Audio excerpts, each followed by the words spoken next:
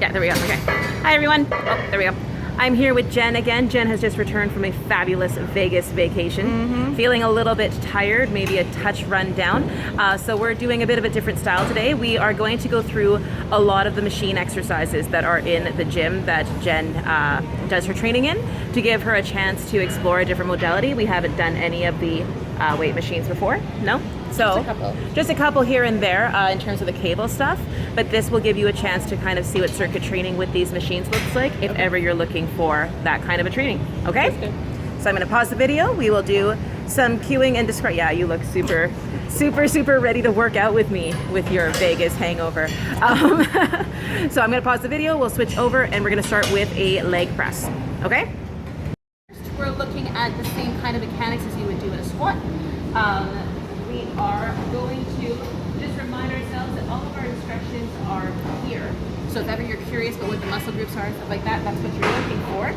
We can adjust where you're sitting based on this lever here, okay? So you want it to be nice and comfortable and able to get that same kind of squat motion with your legs. You can go a little bit deeper into this, as you can see from the image, but we still want to make sure we're holding a good alignment. Knees are tracking over the toes, all that fun stuff. Feet are parallel to each other. And we're going to find an appropriate weight. I find on machines, I tend to be able to go heavier, mostly because I've got more control and support, and I'm not worried about maintaining a base of gravity or anything like that. I do want to see your back up against the bench the whole time.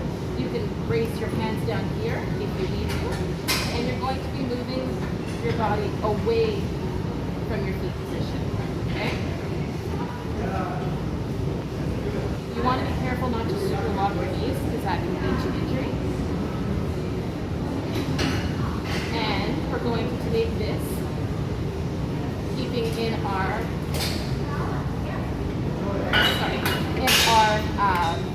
setting of, we'll do 3 sets of 8 just to begin with, okay? Great. So we have that set up at a distance that I feel is going to be appropriate for you and at a weight that I feel is going to be appropriate for you, but we can kind of re-examine it. What we'll do is we'll take notes when we're done and we'll have an idea of exactly what you should be using it at. Okay. I'm going to need your feet a touch higher for me. So the ankles are fully on the black. Perfect, right there. Okay, yeah. You can put your head back, right? The back is nicely aligned. Everything looks good. You can hold on there. And when you're ready, you're going to press your legs and you'll feel your body moving backwards. Okay, how does that feel now that you're used to it?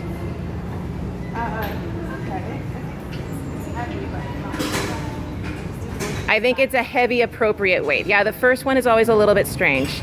This is 3. Going all the way back in, all the way out. Good.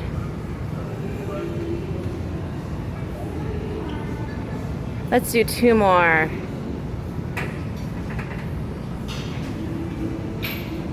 And take a break. So your lips were a little bit pursed that whole time. Were you still breathing? Maybe? Okay, so next time we're going to release the lips, make sure that we're breathing through the whole motion. I know that it's a little bit of a strange one, but your body looked really strong, and I think that's actually an appropriate weight. It's just feeling very new to you. Okay? There you go. Get your hold on to this. Okay. So dumbbell chest press, Jen. We've done this one before. We've used the stability ball for it because we're not doing it this time. We're going to use a bench. We can go a little bit heavier on the weights, right? So that's always the idea. If you change the center of gravity or the base of support, anything that makes the movement harder or easier may make you want to reconsider what your loading is for that. Make sense? So I'm going to grab the 15-pound weights. You can lower down safely. I want your head, back, lower back, feet. Everything is connected to a surface. Okay, so your feet are on the ground, back is properly aligned on the bench. You can bring this up. We're going to have our palms facing forward towards our feet. Knees are in line with our toes. And you're going to use really good form because we're not using the stability ball. So you really have nothing else to think about but bringing those dumbbells down to the ankle level and back up and together, moving them as close to evenly as you can, maintaining a nice even tempo. And for this one, we are going to go for 12. Okay. Okay? There we go.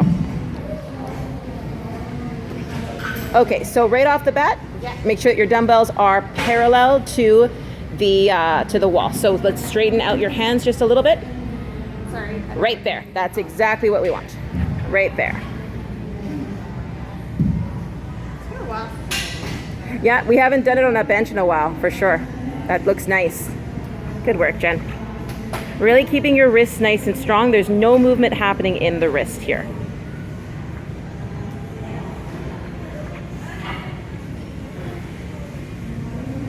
Okay, we don't need to bring the elbows past the bench level. Just going down to about bench is perfect.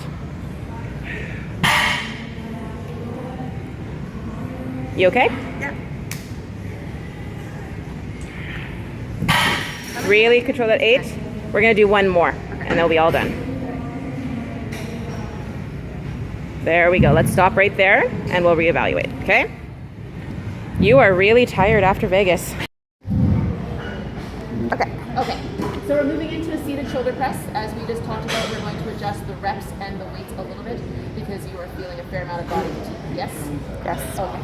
So I don't think we've actually done a seated shoulder press before. We're exploring a couple of different variations on the movements that we're familiar with. In this one, you can bring your feet up if you want. I actually just prefer to keep them on the ground. That's more comfortable for me. I find that I can short for on the benches. We're going to bring our hands facing forward again, same idea as the chest press. Keeping our back on the bench the whole time, and we're just going to lift up above our head. Okay, so again, the dumbbells are moving together. No movement is happening at the wrist level. Okay, it's really a shoulder and elbow movement. Everything else is just stabilizing and holding steady. Okay, so we've got you at 7.5s for this. We're going to do 3 sets of 8. Unless you think at 8 that you can go for 10, then we will go back to our original goal of 10. Okay? Awesome. Yeah, so you're just going to one right there. Perfect. And then it just comes down like this. It's coming down to the shoulder level and back up. That's right. Keeping our chin straight, so don't follow it with your eyes, because when you follow it with your eyes, your head will move accordingly.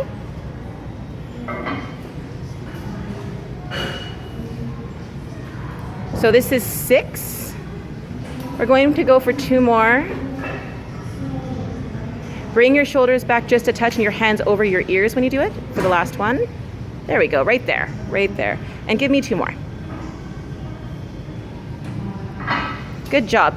So you can bring the dumbbell down, and I'll explain what I mean by that a little bit. Your arms pull forward a bit, so you're having the movement happening at the kind of chest level. We want to pull it back so that it's happening in the shoulders. The way to do that is to pull that scapula back, like I always tell you to, just retracting it a little bit and making sure that it's up beside the ear. So we'll film that again on round 2 and see if we can't get that correction, okay?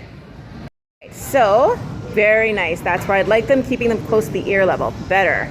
Chin down just a touch for me. Perfect. Much better. Pulling those shoulders back.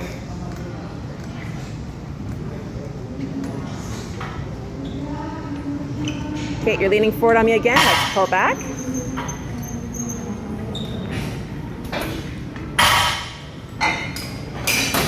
And 2 more. That was much better. We're going to look at this video so you can see the difference, okay?